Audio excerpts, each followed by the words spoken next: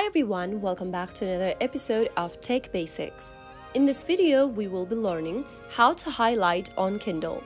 To highlight a text on Kindle, first of all, open up your Kindle application from your mobile device and sign into your Amazon account. After logging into your Amazon Kindle account, you will then end up in the main home page.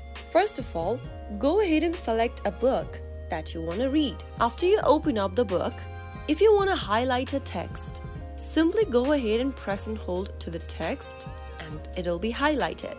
Now, drag your finger to select the desired portion of the text and then in the pop-up, choose the color icon in order to highlight the text.